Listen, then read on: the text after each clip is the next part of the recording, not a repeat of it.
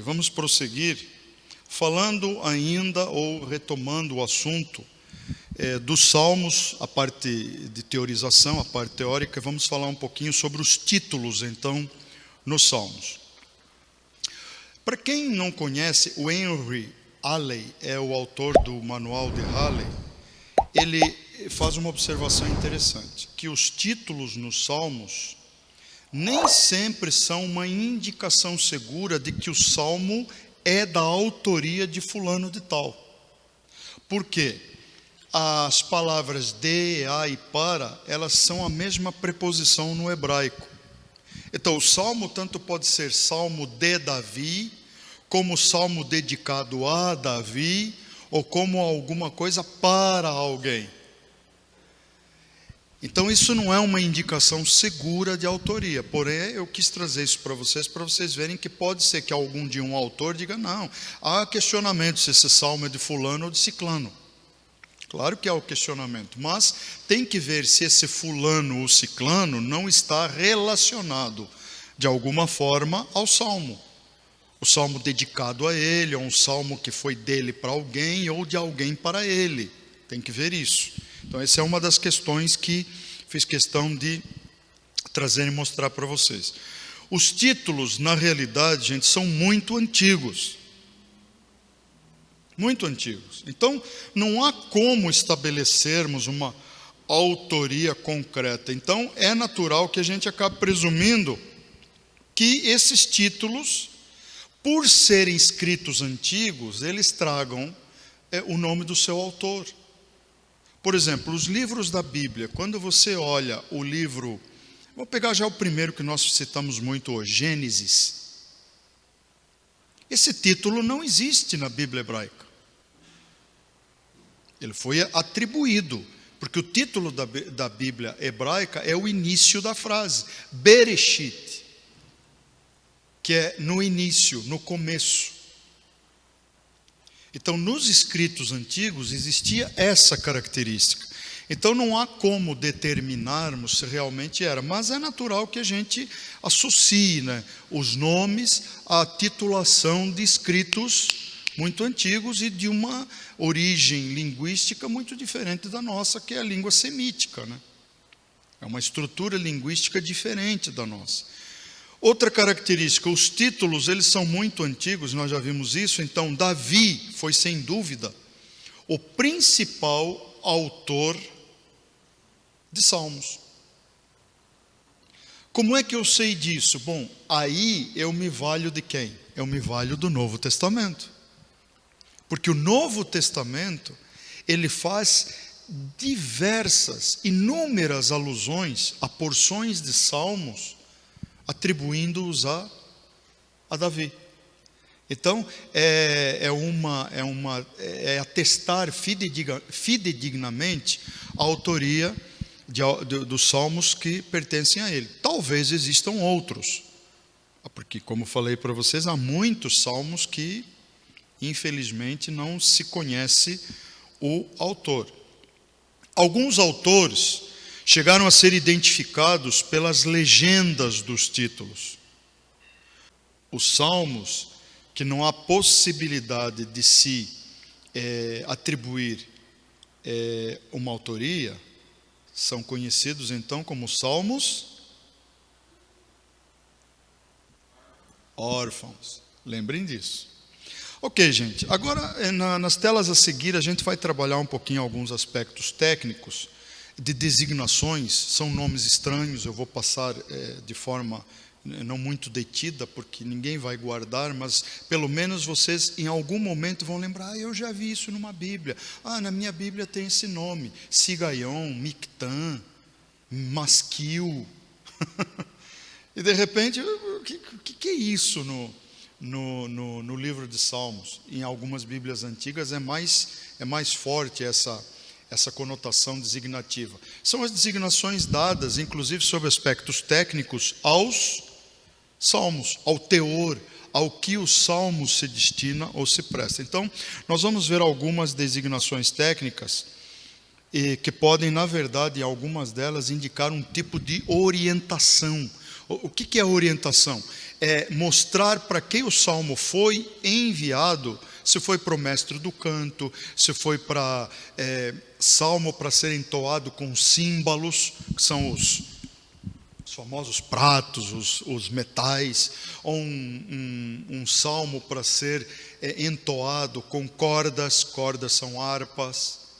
Então, esse tipo de orientação pode ser que exista nesses aspectos dentro dos títulos dos salmos. Então, as designações técnicas nos títulos são essas. Por tipo, Mizmor, vocês já devem ter visto essa designação, que é uma melodia, usualmente traduzido como apenas salmo, são canções acompanhadas por cordas. Olha aqui o aspecto. O shir, que simplesmente é cântico ou adoração, é qualquer canção de natureza sagrada ou secular. Ela é usada diversas vezes nos Salmos.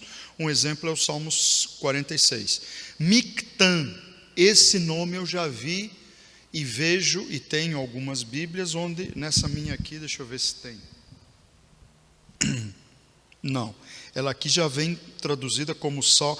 Não, mas tem aqui, por exemplo, masquil de Davi, que fez quando estava na caverna. Então ele não traduz o masquil. Então nós temos que descobrir que o masquil, na verdade, é um poema didático. Tem cunho meditativo, mas ele é um poema didático. Ele tem algo a ensinar. Os masquil são ensinamentos. Tá? Já vamos ver a seguir. O Mictã, então, tem um significado indefinido. Talvez seja expiatório. E a Septuaginta, que é a versão dos 70, que ela é, quando vocês veem a LXX, é a versão dos 70 eruditos, ela traduz, ela sugere que se refira à lamentação, expiação. Ele é usado apenas 6 vezes. O Salmo, por exemplo, 16, o 56 e o 60 usam a expressão Mictã. O masquil, por exemplo, esse que eu citei para vocês, é o Salmo 142. Com a minha voz clamei ao Senhor, e com a minha voz supliquei ao Senhor, derramei a minha queixa perante a sua face, expus-lhe a minha angústia. Quando o meu espírito estava angustiado em mim, então conheceste a minha vereda, no caminho em que eu andava, esconderam-me um laço. Isso aqui é um masquil, da autoria de Davi. É esse poema meditativo, mas ao mesmo tempo didático, porque ele traz em si algum tipo de ensino, algo capaz de ser absorvido, aprendido e praticado.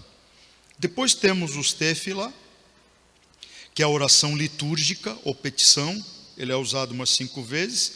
O terrila, de onde o meu amigo João deve ter tirado o nome da igreja, da congregação, da comunidade, que é cântico de louvor. Apenas o plural de terrila é o terrilim, que é o que dá o tom ao livro de Salmos. O Sefer Terrilim, um livro de cânticos, um livro de louvores. Então, terrila simplesmente é cântico em louvor ao nosso Deus.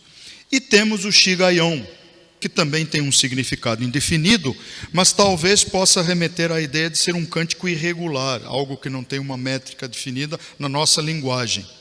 Embora essa linguagem não exista nos salmos, na poesia hebraica. Salmos, Provérbios, Eclesiastes, Jó, enfim, o Cântico dos Cânticos, esses livros não têm esse tipo de métrica.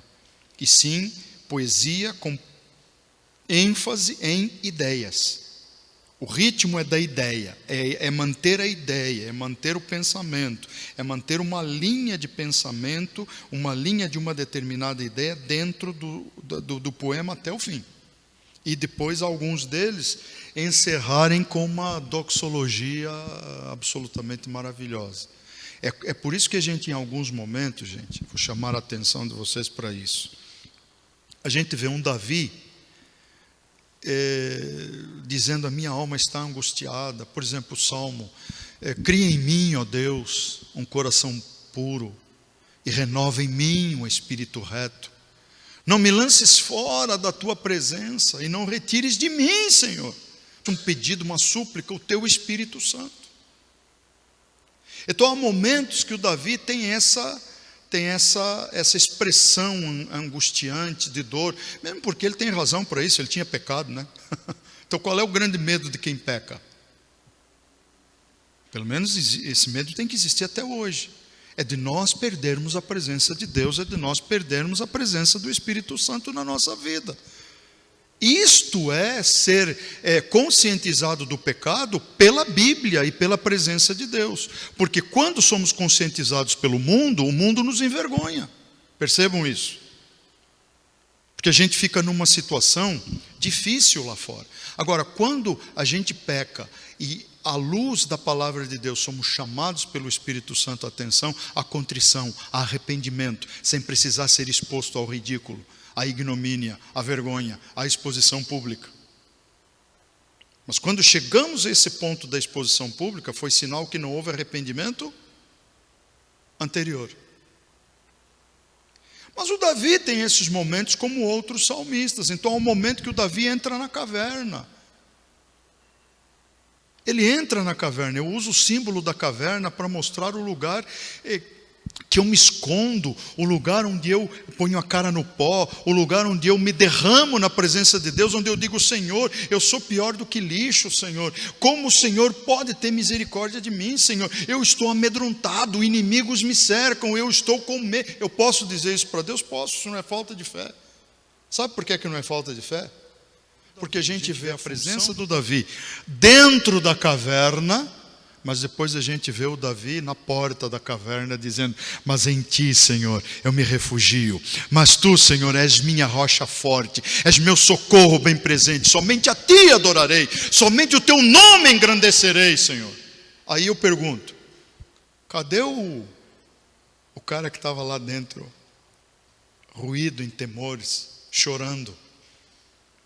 Estava sendo renovado e tratado pelo Espírito nele e agora revelando a sua verdadeira fé. Percebam isso. Os salmos têm disso, gente. Então por isso que eu digo, não é falta de fé a gente chegar para Deus e ser sincero. Os salmos mostram isso.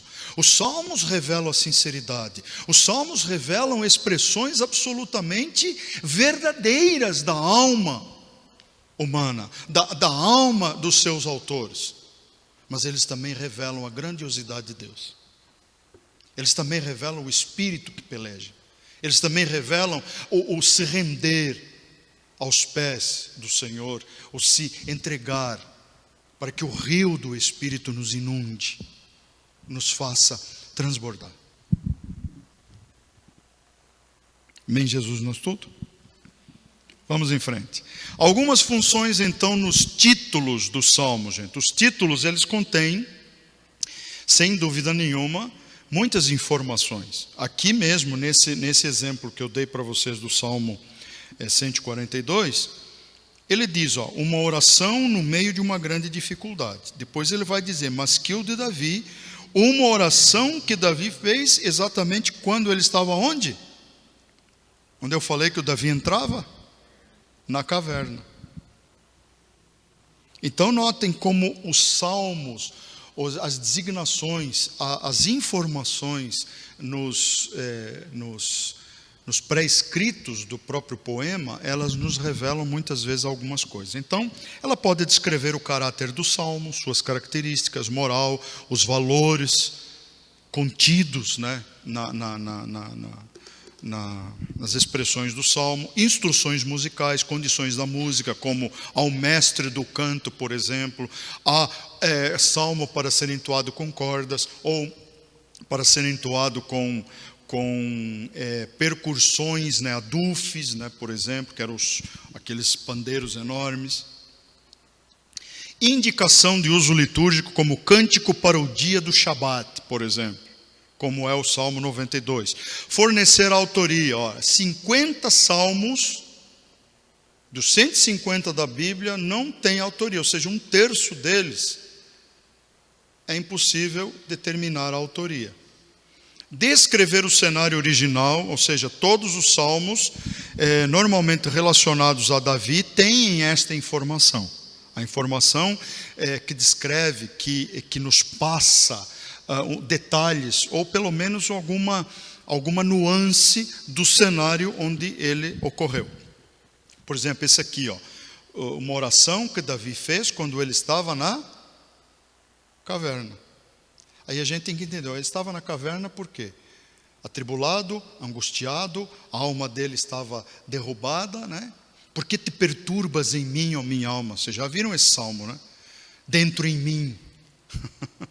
Isso é um momento difícil, um momento de depressão, um momento de tristeza, um momento de sufoco que precisa ser tratado por Deus. Mas para ser tratado por Deus, nós precisamos externar isso. E a forma que eles tinham de externar isso era traduzir, depois que passavam por aquele momento, traduzir isso através de um poema, de um cântico. Transformá-lo em algo que pudesse ser usado nos ambientes de festas, nas liturgias, nos banquetes, nos casamentos, nos momentos de luto. Vocês vão ver que os salmos são usados em toda a vida cotidiana do povo hebreu. Usados. Eu esqueci a banda, né? Estava falando com o Cleverson agora no intervalo, esqueci a banda, mas tem uma banda, acho que dos anos 80, que fala de Sião, dos cânticos, os poemas entoados às beiras do rio. E a gente às vezes ouve, né? Pensa que é um disco dance, não sei o que, é um salmo. E é um salmo que retrata o povo quando estava no cativeiro babilônico. Porque o povo da Babilônia gostava de ouvir os hebreus, e através dos salmos e dos cânticos do povo hebreu, eles aprendiam a história dos hebreus.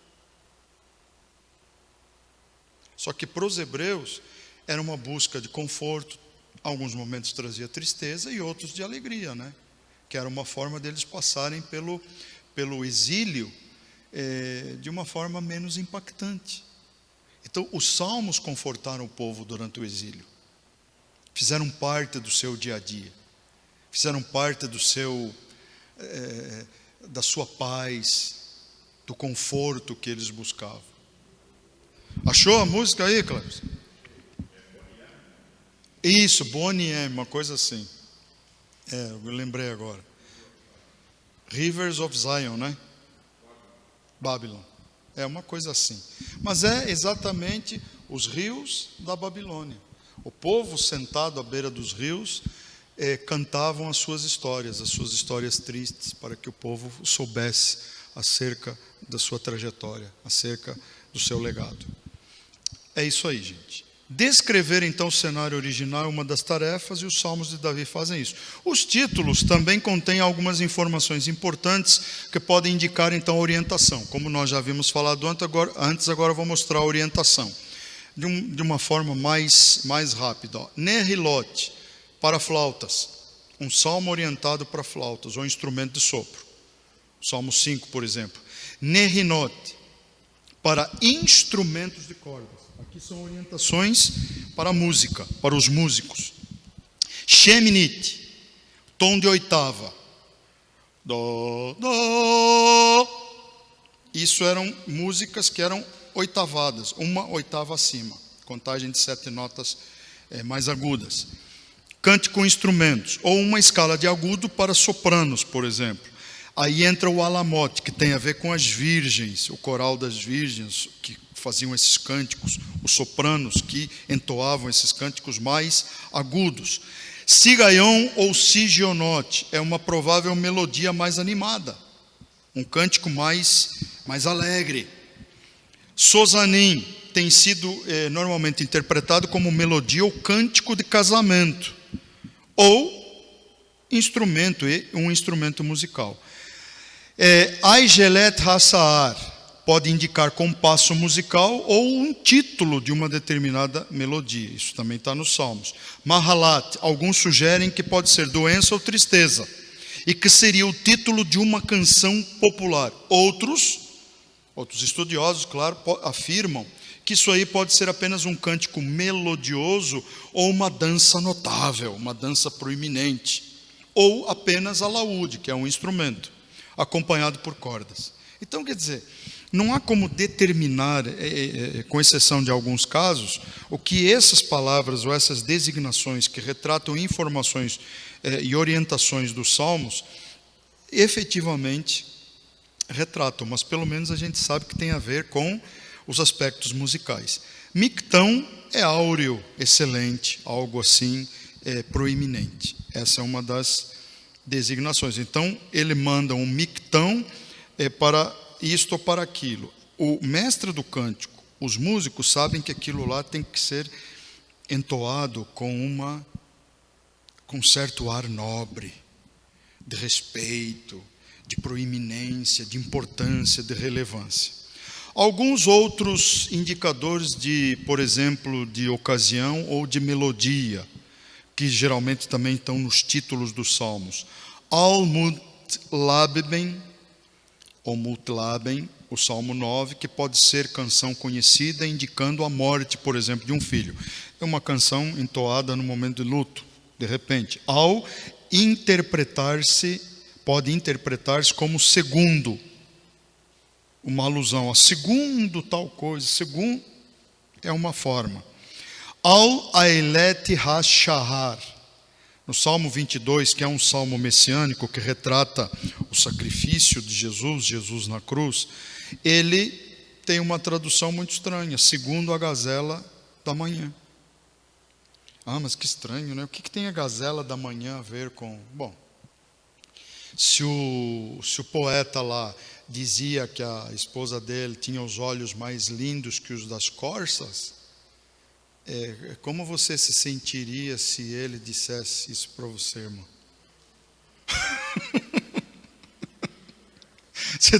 Aí ela vai dizer o quê? Você está me chamando de cabra? De antílope? Lógico, porque não faz parte da nossa cultura. Esse é o detalhe. Mas na cultura hebraica fazia parte. Pense, é majestosa como as vacas de Bazã.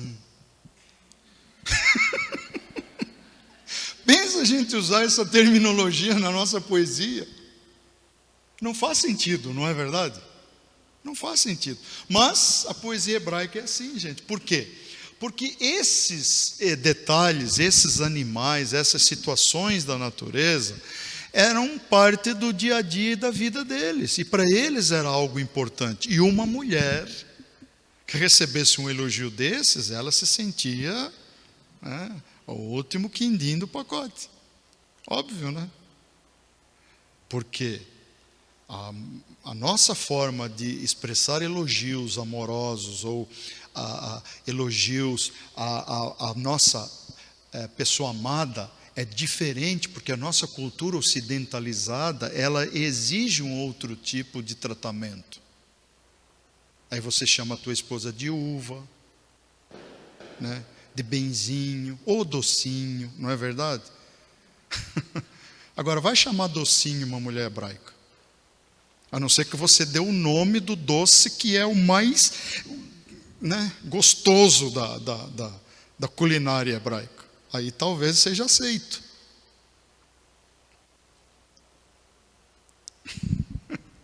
Ok, gente? Muito bem. Vamos lá. Sushab ou Al-Soshanim. Nomes muito feios. Aos lírios, simplesmente aos lírios. E a gente vê que lírio é tratado na Bíblia com uma certa proeminência. Na poesia. Porque remete a uma flor que realmente tem a sua relevância e faz parte da cultura hebraica. Al-Tashet pode significar não destrua, não corrompa. Poderia ser uma melodia conhecida a ser usada nesse cântico. Al-Yonat Elen Reokim pode significar pomba de silêncios que estão longe. Pense em traduzir isso. Aí, aos proponentes, inclusive esse autor que eu falei para vocês, como Derek Kidner, que propõe que uma das traduções mais próximas seria pomba nos terebintos distantes. Fica mais poético, né? Fica mais poético. Então, sim, na versão revista e atualizada, tá? Na vossa apostila, gente, eu não sei se vai ser na mesma página que a minha, mas quando vocês receberem, vocês vão lembrar disso. Quando eu falar desse gráfico dos títulos, na vossa apostila, quando vocês a receberem, vai ter um gráfico, uma tabela, um quadro, que traz algumas informações interessantes sobre os títulos, significado e localização. Aí vocês vão ver o Ailet, Lachahar, Alamote, Altachet, Agite, Gedutum, Yonat Elem, Reoquim, Mahalate, sabe? E alguns outros nomes que eu já citei aqui. Por quê? Isso é interessante, Ricardo. Não sei, vai depender de... Você, de repente, está lendo um livro de Salmos e vê lá escrito o nome desse. Opa, esse nome aí tem algum lugar que eu sei que eu já estudei. É importante? Não necessariamente. Mas numa análise de Salmos, como a nossa matéria é análise de Salmos, é importante vocês saberem ao que se refere quase todos os termos, ou terminologias associadas a eles. Claro que o ideal seria nós estarmos vendo Salmos, mas essa aqui é uma análise trazendo para vocês as ferramentas do conhecimento prévio para que vocês possam um dia embrenhar-se nessa floresta maravilhosa que é o mundo, o universo dos Salmos. E vocês vão ter tempo, vocês vão ter Salmo para toda a vida. Porque há Salmos que você, como o livro de Provérbios, eu até hoje não consegui finalizar um estudo do livro de Provérbios, porque o livro de Provérbios ele não tem uma sequência lógica, a não ser em algumas partes que estão definidas em Provérbios, mas normalmente cada estrofe é um provérbio, é um estudo diferente. Pense, e tudo escrito em forma de poesia hebraica. A análise é feita da mesma forma. Ok? Então, atentem, queridos, para esse gráfico quando vocês receberem a sua apostila. Bom, falando um pouquinho então da poesia hebraica, eu não poderia deixar de lado a questão da poesia, do estilo literário dos Salmos. A poesia hebraica, como a nossa poesia, é a arte de fazer obras em versos. Então ela é marcada pela sua importância na forma dos cânticos. Então os hebreus eram conhecidos por serem, apesar de todas as dificuldades que eles passavam, eles eram um povo feliz. Era um povo festeiro, um povo ordeiro, festeiro, um povo que às vezes se rebelava, mas eles eram um povo que tinha uma vida social. Gostavam de festa de casamento, o casamento durava 7 dias. Ou seja, era um povo que festejava, era um povo que celebravam as vitórias, celebravam as conquistas, manifestavam as suas derrotas, os seus desagravos. Então ele era um povo que tinha algumas características. Gostavam de música, de poesia, ou seja, gostavam da arte, a arte associada ao universo deles. Em todo o Antigo Testamento é possível nós vermos versos poéticos que são dispersos, de muita beleza e profundidade. Tem alguns nomes aí, tem alguns textos, que depois vocês poderão consultar se quiserem, eles vão estar no texto. Eles declamavam ou cantavam praticamente em todos os momentos de suas vidas. Era adorando, era em festa, era em banquete, era no luto, era nas vitórias, nas derrotas, nos cânticos de ocasião, como determinadas festas. Festa das trombetas era uma festa onde se usavam muito cânticos. Na Páscoa havia cânticos destinados ao Pessah. Então, tudo isto era motivo para que o povo pudesse expressar-se através da música. Expressar o seu amor a Deus, expressar a história através da música. E também o humor, né? Nenhum povo vive só de coisa séria, não. Também tem o humor hebraico, né?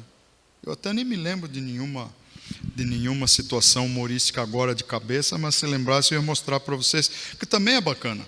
Não é piada que os outros fazem de judeu, tá? É diferente. São o humor deles mesmo, né? Talvez não seja compreensível a nós, mas existe. O que motivava então a alegria e o prazer desse povo? Enquanto o povo servia a Deus em obediência aos seus preceitos, havia motivos de sobra para eles terem alegria, para festejarem, claro. Estamos na bênção, né? Opa, Deus está conosco, então vamos festejar, vamos tocar, vamos nos alegrar, vamos cantar, vamos fazer festa. Então isso a gente também pode ver na igreja. Quando nós servimos ao Senhor, o Senhor está nos abençoando, está derramando. Quando a gente vê está tudo bem, o nosso louvor não é diferente? Agora, quando o negócio está feio, gente, lá fora, a gente já chega na igreja, a primeira coisa que é fazer: ô Senhor, minha vida está isso, está aquilo, Senhor, preciso disso, preciso daquilo. Ninguém lembra. Primeiro exalta: Pai nosso que estás no céu, santificado seja o teu nome. Primeiro exalta, primeiro dignifica, depois você tem tempo de pedir. Gente, o que é a nossa vida diante do Deus que nós temos? Essa é uma pergunta que a gente tem que fazer em todo culto. Agora, se eu chego a um culto, porque eu vejo diferença entre culto e reunião. Eu fui numa reunião de oração hoje na igreja. Reunião de oração é uma coisa, culto é outra. Quando você vai ao culto, você sai da tua casa com o teu coração disposto a ir a um lugar para adorar o mesmo Deus em comunhão com os teus irmãos, com os teus amigos, com a tua família no Senhor. E aí, quando é culto, o culto não é um ambiente de entretenimento. O culto não é um evento. O culto é um momento em que eu me disponho. Mas eu não posso fazer isso em casa? Pode, tem muita gente fazendo isso só em casa hoje. E brasa fora do braseiro corre o risco de virar cinza. E a palavra de Deus diz que não deixemos de nos congregar, como é costume de muitos. Por que o Senhor diz isso? Porque cordões e 3 dobras são difíceis de ser vencidos. Porque a minha oração pela minha irmã, a minha irmã pela irmã dela, ao outro irmão pelo outro, faz valer a pena. Ter um momento de alegria junto, ainda que haja tristeza, eu chego triste, mas eu vejo a alegria estampada no rosto dos meus irmãos, e eu olho de repente para a vida de alguém e digo assim: escuta, mas ela não estava com um problema seríssimo há uma semana atrás? Estava. Mas o Deus que ela tem é o mesmo que você tem. Então eu vou me alegrar no Senhor. A alegria do Senhor é a nossa força. Servirmos ao Senhor com alegria. Este é um dos grandes sentidos, no meu ponto de vista, do culto a Deus. Rendermos homenagem ao nosso grandioso Deus. Isso é culto, gente. Isso é culto. O resto é reunião. Mas então não posso ter um... Posso ter um culto até numa reunião. Posso engrandecer a Deus até numa reunião. Mas o propósito está definido pelo título do evento. Se é um culto onde eu, por exemplo, posso dizer ou posso afirmar que a minha família está no altar do Senhor, é a mesma coisa que eu dizer: neste dia, eu e a minha casa tiramos um tempo absolutamente importantíssimo e um tempo maravilhoso para irmos até a casa do Senhor, para rendermos a nossa homenagem a Ele.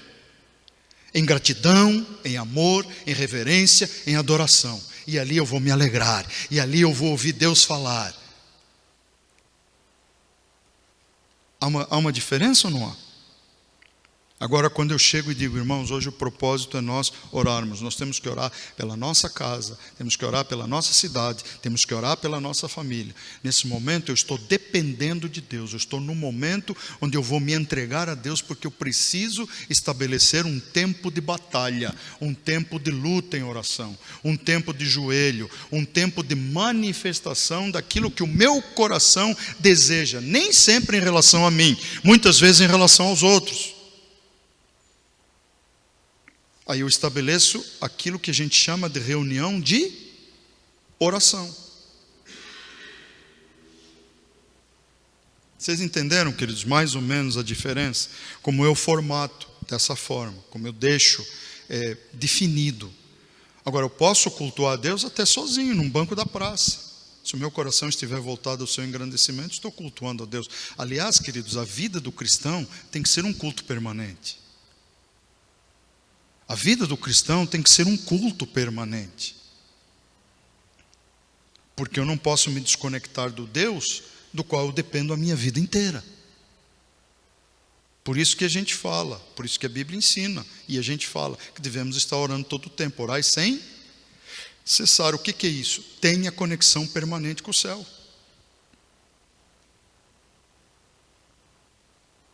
Tenha uma conexão permanente com o céu, com o autor da vida. Aí você está conectado com ele, você pode orar a qualquer momento. Pode orar no carro, pode orar no semáforo, pode orar chegando em casa, pode orar antes de começar no ambiente de trabalho, pode orar antes de chegar na igreja para cultuar a Deus. Você pode orar em qualquer momento, porque se nós estamos em plena conexão com Deus, nós temos essa liberdade de chegar a Ele. Hoje não precisamos mais do sacerdote para entrar no Santíssimo uma vez ao ano. O véu se rompeu, o véu se rasgou e o acesso ao Pai está aberto para todos nós. É isso que nós temos que entender como a grande diferença que existe entre o ser igreja e o antigo povo, o povo da antiga aliança. Então, nem sempre, queridos, nós honramos o privilégio que nós temos. Esse acesso imediato a Deus. Nem sempre honramos isso. Às vezes nós até abusamos. Só para a gente refletir. Então, enquanto o povo servia a Deus em obediência, e a igreja serve a Deus em obediência, é motivo de alegria. Mas e quando as coisas não vão bem? Onde fica a alegria? Ela tem que continuar, ela tem que voltar para a nossa vida.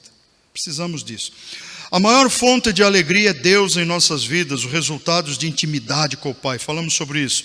Distanciarmos-nos dele produz tristeza, produz desânimo, produz angústia, porque a solidão leva à angústia, ou a angústia pode levar à solidão, pode levar ao isolamento, e o isolamento leva à depressão, e depressão, vocês sabem que traz consequências muitas vezes desastrosas na vida de um ser humano, até o ser humano crente.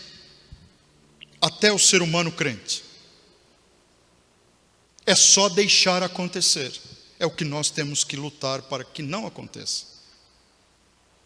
A nossa vida, nós temos que forçar a barra para que isso não aconteça. Eu estou me sentindo, eu estou com vontade, estou desmotivado, estou com vontade de ficar só fechado no meu quarto. Quando essa vontade vem, vai lá, ora. Mas depois que terminar de orar, sai da caverna! Senão você corre o risco de ficar lá,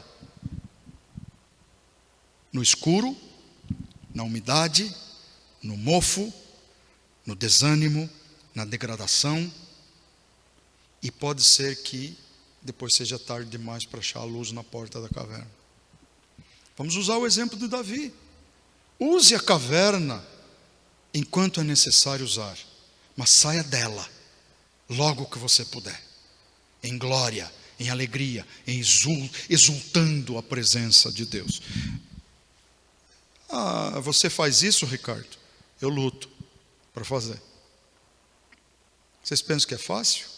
Se fosse fácil, gente, se fosse fácil, a gente não precisaria ter tempo a sós com Deus. Tempo de intimidade, tempo de caverna. Há momentos que a gente precisa do escuro. Mas a vida do cristão tem que ser sempre no claro, na claridade, na luz. Muito bem, queridos, o meu coração ferve com palavras boas, falo do que tenho feito no tocante ao rei. A minha língua é pena de um destro escritor. Isso aqui está no Salmo 45, se não me falha a memória. Isso, Salmo 45, aqui no meu não aparece. Bom, voltando um pouquinho à questão da poesia hebraica, desenvolvendo-se basicamente através de duas formas. Duas formas desenvolvem a poesia hebraica, a lírica e a didática. Isto aqui, gente, eu estou agora trazendo para vocês elementos que já não tem na vossa apostila. Então eu vou caminhar até onde der e isso aqui vai estar na apresentação para vocês depois, se quiserem darem uma lida. Mas na vossa apostila não tem mais esses elementos, tá? Porque senão o tempo se estenderia demais. Então tem a questão da forma lírica, que é cântico, que expressa sentimentos, lamentações, cantares, porções de Jó e salmos, e tem a forma didática, que são os masquil ou machal. As parábolas, as comparações, as sentenças, as porções de Provérbios e Eclesiastes, além de conteúdo chamado sentencial, sapiencial ou sofiológico, que vem dos sofistas de sabedoria, devido ao tema principal ser a sabedoria humana, que pode ser vista em trechos de Jó e de Provérbios. Outra coisa, epopeia e drama não eram o forte da poesia hebraica, dos autores da poesia hebraica. A epopeia e o drama. Isso é encontrado em outras formas de poesia. Mas é possível ser visto sim na Bíblia. Em Jó, por exemplo, em Cantares, no livro do Justo, que é um livro que não é conhecido, no livro das guerras de Jeová, de Javé, que tem um caráter mais dramático. A poesia hebraica, gente, é marcada por características. Aqui entra o aspecto que acho que vai ser o final da nossa aula de hoje. E a principal característica da poesia hebraica é exatamente o paralelismo. Gravem isso. Paralelismo. Na insuficiência de tempo para nós verificarmos isso com detalhes, eu vou passar para vocês um bônus, um arquivo que mostra as diferenças e a construção dos paralelismos. Mas nós vamos ver alguns aqui. Vamos lá, gente? Então, paralelismo é uma palavra que dentro do universo da interpretação da poesia hebraica significa ou implica em combinar. Mas combinar o quê? São as combinações feitas entre a segunda linha e a primeira das estrofes. Então, a primeira linha é paralela à segunda e às seguintes linhas dos versos, e elas combinam entre si. É importante aqui fazer um parênteses. A cultura oriental, gente, ela não preza as rimas, ela preza muito mais as ideias do que os artifícios literários. Então, há um detalhe no paralelismo que nós precisamos ver que o desconecta da ideia de rima da nossa poesia ocidental. A poesia hebraica permite uma tradução ao pé da letra, porque eu não estou procurando rimas. Embora a língua portuguesa seja muito rica, em alguns momentos sinônimos permitam fazer rimas. Isso é possível. Inclusive há autores que já escreveram o livro de Salmos em forma poética. Poética ao nosso entendimento, com rimas. Então, na verdade, a ideia de se traduzir um texto hebraico é não perder a ideia central. Então, quais são os tipos de paralelismos que existem na poesia hebraica? Há três principais. Inclusive,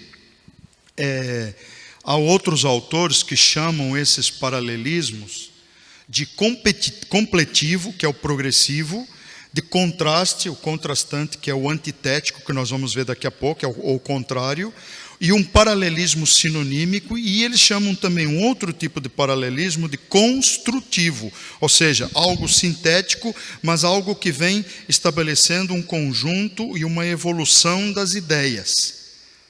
Ou seja, uma linha está sintetizando e às vezes até complementando uma outra linha.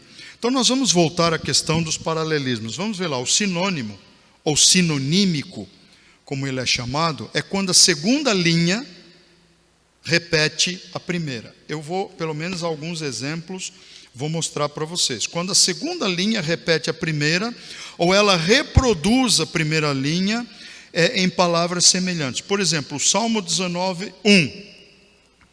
O que ele diz? Os céus proclamam a glória de Deus. Escute, os céus proclamam a glória de Deus. E na segunda linha ele vai dizer, e o firmamento. O que é o firmamento? Também não são os céus?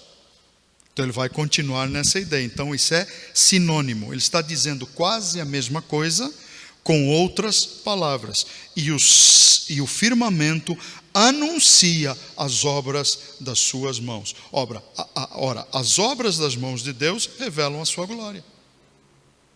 Revela o quanto ele é glorioso. Então vejam, isto é um paralelismo sinonímico, onde a segunda linha repete ou reproduz o que está na primeira linha, só que com outras palavras. O próximo paralelismo é aquele que eu falei antes de contraste, que é o que mostra algo diferente. Então, é como se fosse uma antítese, o contrário, uma linha, a segunda linha é exatamente o contrário da primeira. Então ela tem uma ideia oposta. Vamos ver um exemplo disso? Pois o Senhor conhece o caminho dos justos. Opa, aqui já dá para entender. Se é antitético, na próxima linha ele vai falar do caminho dos que não são justos, porque vai falar o contrário. E ele diz: mas o caminho dos ímpios perecerá.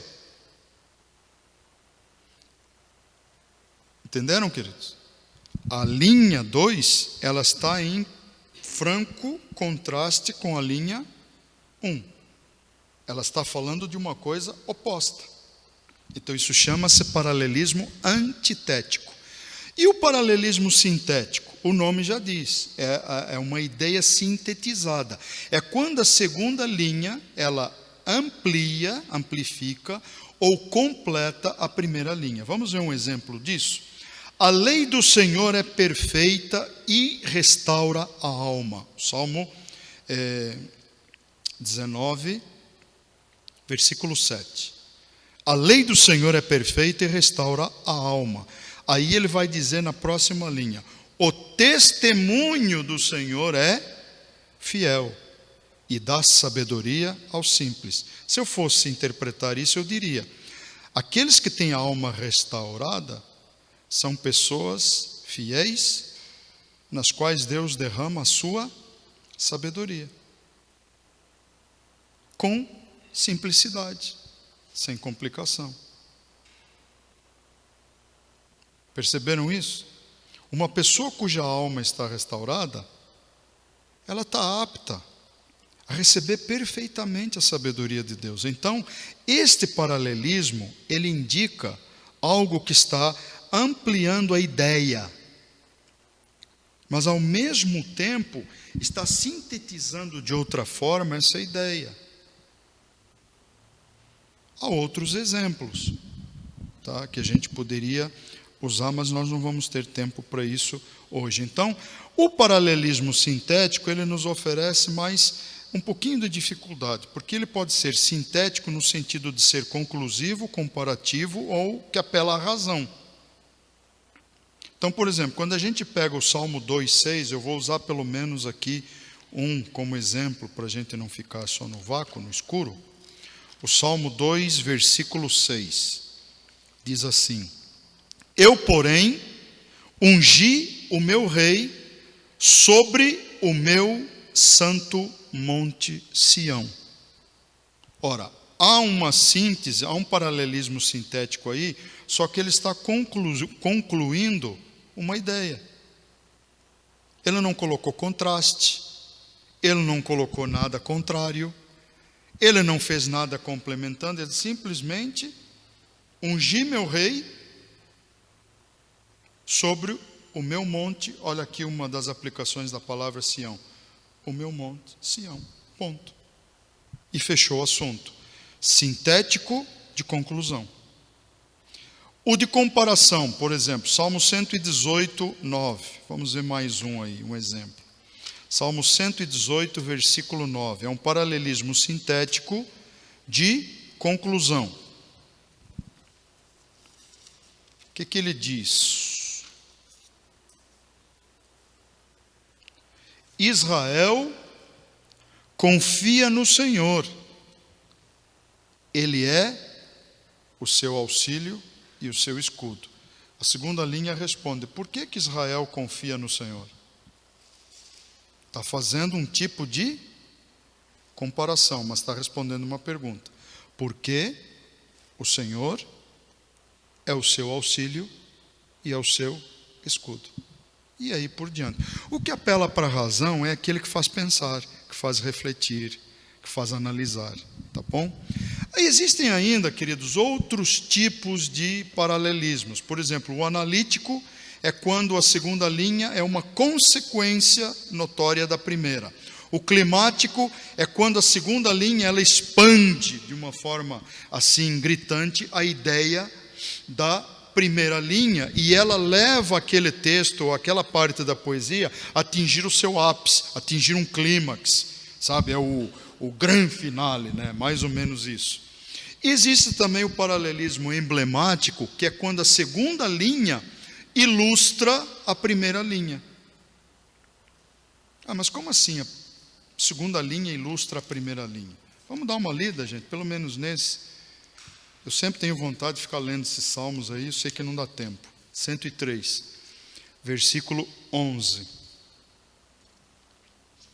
Salmo 103, versículo 11, diz assim: pois assim como o céu está elevado acima da terra, escute isso, ele mostrou uma figura na natureza, correto?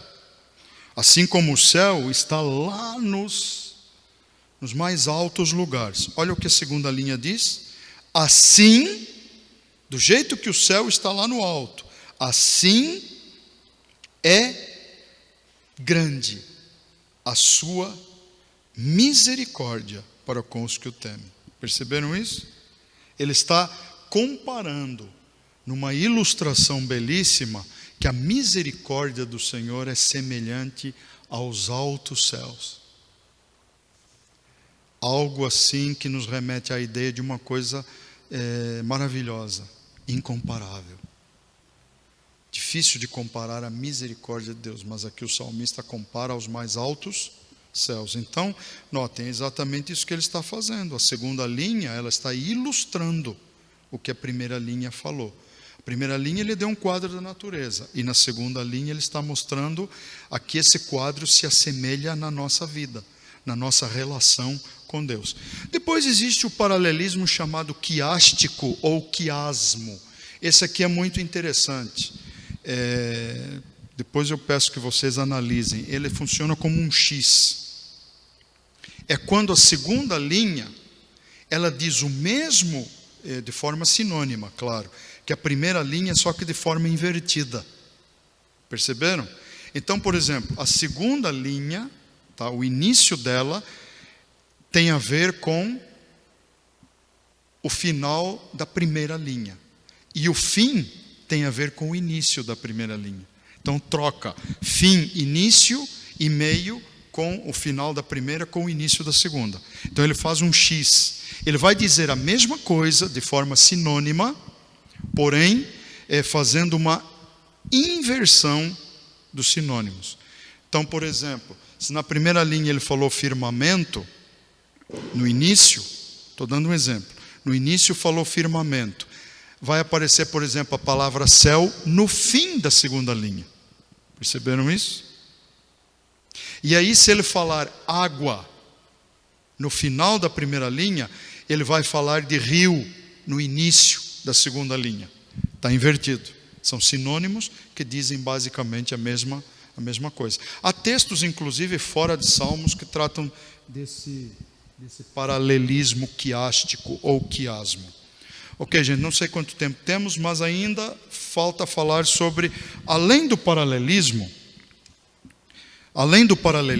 já estamos quase encerrando, existem outras figuras de linguagem, também chamadas figuras de estilo, que são usadas na poesia hebraica. Nós vimos no 45:1, lembram disso?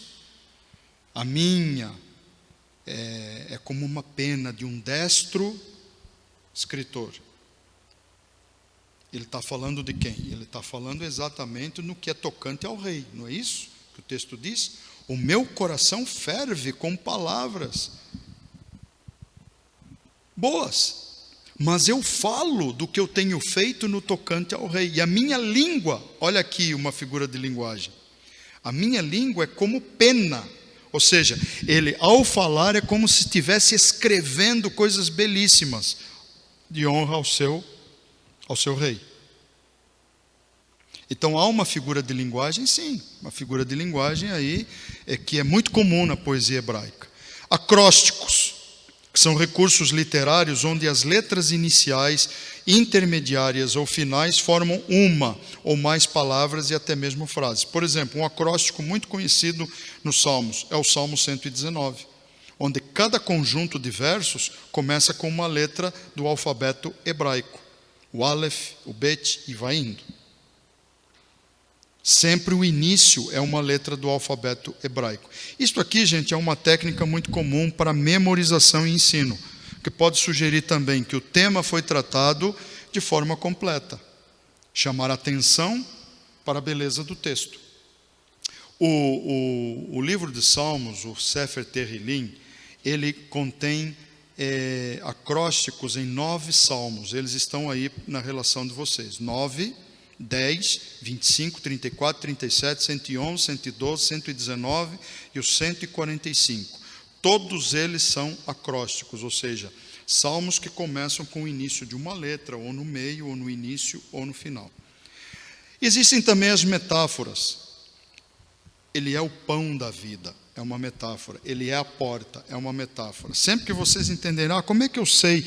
Há uma dica para eu entender que é uma metáfora quando uso o verbo ser ou estar. Eu sou o bom pastor. Ora, pastor é pastor de ovelha. Gente não seria ovelha literalmente. Então, pastor, nesse caso, um pastor de ovelha é uma metáfora. E se ele dissesse, eu ajo como um bom pastor? Aí é uma símile, porque está fazendo uma comparação. Aí é símile. Então, a palavra de Deus tem diversas metáforas e tem diversas símiles. Depois existem ainda outras figuras de linguagem, como as alegorias, que são aquelas histórias que tratam de forma espiritualizada alguma coisa. Tem as metonímias, as sinédicos, a hipérbole. Por exemplo, rios de água correm do meu ventre. Concordam que isso é uma impossibilidade literal? Então é uma hipérbole. Personificação é quando a coisas inanimadas a gente dá atitudes humanas, por exemplo. Isaías fala que as árvores aplaudem. Árvore pode aplaudir? Personificação. Outra coisa é o apóstrofe.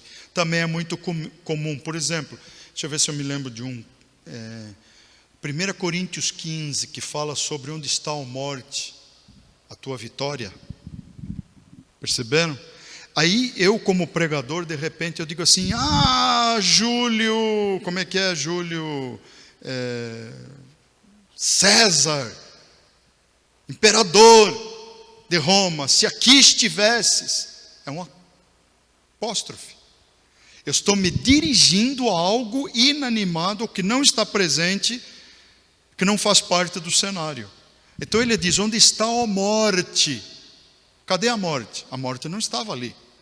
Então isto é um apóstrofe. Quando vocês ouvirem esse tipo de linguagem, saibam que isso é um apóstrofe. Existem também os antropomorfismos, que são as formas humanas,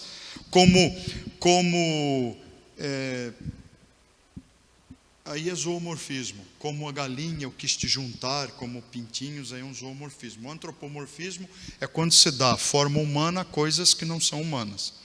Depois existem as antropopatias, ou a antropopatia. O que é isso? É uma forma de nós explicarmos porque Deus tem ciúme e porque Deus se arrependeu. Nunca questionaram isso na Bíblia? Ora, se Deus é Deus, como é que Ele se arrependeu? Deus jamais se arrepende, porque Deus não é homem para que minta, nem filho do homem para que se arrependa, não é isso? Ou vice-versa. Mas o fato é que Ele não é humano para se arrepender. Mas quando a palavra de Deus cita determinados sentimentos, ou faz alusões a coisas que são meramente humanas, é uma forma, é uma figura de linguagem para que na nossa compreensão finita, limitada, a gente possa entender o que vai no coração do nosso Deus. Perceberam isso? Então Deus ter ciúme, Deus ter se arrependido de ter feito o homem, né? Se Deus tivesse que se arrepender de fazer o homem, Ele nem o teria feito, gente. Esse é o detalhe. Então, uma antropopatia. Quando vocês ouvirem isso, está morta a questão da dúvida. Mas essa história, Deus se arrependeu, é um problema na Bíblia. Não. De forma nenhuma é um problema. É só entender que é uma forma linguística. É uma figura de estilo, uma figura de linguagem. Bom, os salmos na terceira parte das Escrituras, eles têm o que a Torá nos ensina, os pactos do Senhor, a dignidade real do Senhor, Deus habitando. A Torá como fundamento no mundo israelita. Isto aqui, gente, faz parte dos salmos. A lei é permanente nos salmos. Os hinos do pacto, pacto o quê? O pacto que Deus fez. O pacto que Deus fez foi outorgar ao seu povo a sua lei, que é chamada lei promulgada. O decálogo, por exemplo, e depois as outras leis. Então todos os hinos foram compostos e entoados sobre esse fundamento. Qual fundamento? O fundamento da lei. E não sobre uma religião pesada. Quem menospreza o fundamento do pacto não pode entender os salmos. Bom, aqui não tem na vossa apostila, mas a inspiração dos salmos, gente, funciona como toda a escritura, divinamente inspirada e proveitosa, que é útil para redarguir, corrigir, instruir em justiça, para quê? Para que o homem de Deus esteja habilitado, perfeitamente habilitado e instruído para realizar toda e qualquer obra boa para o Senhor. Então os salmos, queridos, não são diferentes, eles seguem o mesmo padrão de inspiração. Davi foi o principal compositor. Alguns textos que asseveram a inspiração. Foi ungido pelo Espírito Santo para ser rei e profeta. Ele mesmo afirmou ter sido inspirado por Deus. Os salmos estão cheios de profecias sobre Cristo. Só poderia falar sobre Cristo alguém que estivesse sendo usado pelo Espírito, inspirado pelo Espírito. Salmos são citados com muita frequência no Novo Testamento, que é o que atesta a sua fidedignidade. E a precisão das profecias descritas nos Salmos, gente, é inquestionável no sentido de vermos a inspiração divina. E a partir daqui, gente, eu coloquei um suplemento que vai ter à vossa disposição. Eu achei útil, onde eu separo a classificação de todos os Salmos, todos. Salmos imprecatórios, salmos de lamentações, esse material vai estar na mão de vocês à disposição logo que possível. Salmos de louvor e ações de graças, hinos majestáticos que exaltam a majestade de Deus, salmos reais, salmos messiânicos e proféticos, salmos litúrgicos, que são salmos destinados à evolução do culto, salmos de sabedoria, salmos de histórias sagradas, chamada à adoração, salmos de confiança, cânticos de Sião, louvor à lei, clamor e louvor, e os salmos tipo mistos que mesclam duas ou mais, ou até mais classificações, oração implorando vitória, salmos didáticos, que são os chamados masquios, tá? Que são os salmos didáticos, doxologias de louvor, que são os momentos de engrandecimento a Deus, os chamados salmos penitenciais, que são aqueles que traduzem os pecados, e nós temos aí os 7 salmos que traduzem os pecados da ira, do orgulho, da glutonaria, da sensualidade, da avareza, da inveja e da preguiça. A interpretação dos salmos tem um suplemento para vocês aqui muito interessante, gente, sobre interpretação. E a interpretação, aqui eu quero falar para vocês, deve levar em conta principalmente 3 pontos: o ponto histórico, o profético e o espiritual. São as 3 formas, são as 3 direções nas quais nós devemos focar a nossa interpretação. Ponto de vista histórico é extremamente importante. O ponto de vista profético, sem dúvida nenhuma, e o espiritual não pode ser desassociado. Isso aqui não vamos entrar em detalhes porque não faz parte da apostila, mas eu coloquei como complemento para que vocês possam ter esse material à vossa disposição. De acordo com o pastor Isaías Lobão, algumas regras, essas eu quis compilar para vocês. Se houver uma circunstância histórica que determinou a composição de um salmo, ela deve ser cuidadosamente estudada. Histórica, análise histórica, confronto histórico. Elemento psicológico, estudar o caráter do poeta e o estado mental, ou seja, psíquico, emocional, de quem compôs o cântico. Os salmos são de vários tipos diferentes e nós temos que lembrar disso. Cada um dos salmos é caracterizado pela sua forma. Cada um dos salmos também visa uma determinada função na vida de Israel, já falamos sobre isso. Temos que reconhecer os vários padrões dentro dos salmos e cada salmo deve ser lido como se fosse uma unidade literária. O salmo inteiro. Perceberam isso? Cada salmo é uma unidade literária, não é porçõezinhas, mas é ele como um todo. E uma palavra final, gente, que eu quero deixar para vocês. Em nome de Jesus, encerrando esse nosso tempo hoje. Salmos, queridos, como nós vimos, são textos poéticos de uma beleza ímpar e podem ser estudados como todos os livros da Bíblia. E eles têm um propósito. Primeiro, inspirar os leitores, estudiosos ou ouvintes a meditarem ou refletirem nas suas relações com Deus e com os seus semelhantes. O próximo. O Fee Stuart, que é um dos livros que eu mais gosto na área de exegese, na área de interpretação bíblica, é um livro chamado Entendes o que Lês, um livro de capa vermelha.